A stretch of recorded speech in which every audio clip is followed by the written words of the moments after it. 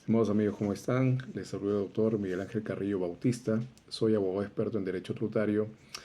En esta oportunidad quería compartir con ustedes algunos alcances respecto a la deducción de los gastos por arrendamiento en caso el titular o el propietario del bien sea una persona natural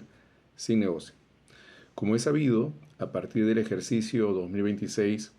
prácticamente la renta de primera categoría que genera una persona como consecuencia del arrendamiento o su arrendamiento de predios o de bienes, muebles o inmuebles, prácticamente se va a reconocer bajo el principio del percibido, ¿no? Esto es, simplemente la persona natural va a declarar su impuesto a la renta siempre y cuando el inquilino le pague el monto del arrendamiento. Pero la controversia que se ha generado es ¿y qué aspectos tendríamos que tener en cuenta para la deducción del gasto, el ejercicio 2026 o incluso 2025,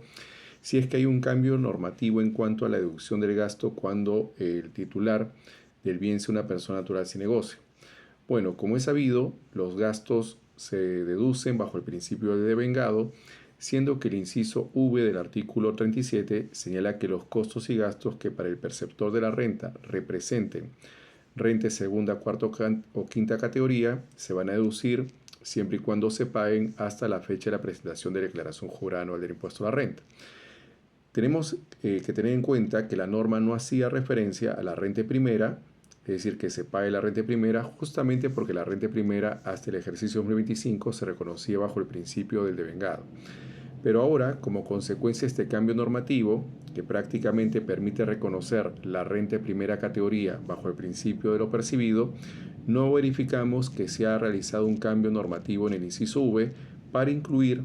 también como costo-gasto de primera categoría la deducción de aquellos perceptores de renta de primera, segunda, cuarta o quinta categoría, la obligación que la empresa tenga que pagar el monto de la renta para que sea deducible hasta la fecha de la presentación de declaración jurada anual.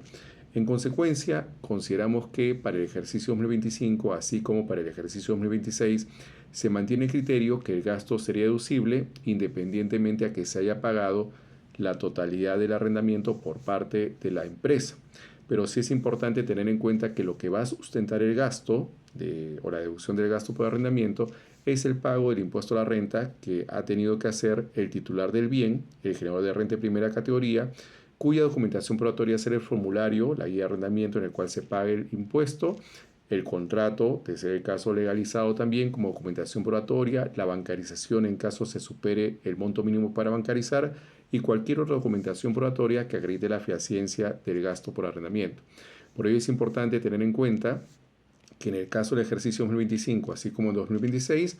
los gastos que para el perceptor representen renta de primera categoría van a ser deducibles para la empresa, incluso si es que no se ha pagado el monto del arrendamiento. Pero la documentación probatoria sí tendría que sustentar el pago del impuesto a la renta por parte del propietario, en este caso la persona natural sin negocio, que ha generado renta de primera categoría con ocasión del arrendamiento del bien que ha hecho a la empresa. Para estas y otras consultorías, ya saben, pueden contactarme directamente al 98752-7476, repito, 98752-7476, o escribirme al correo carrillo.m@gmail.com. Nos vemos en un próximo video. Muchas gracias.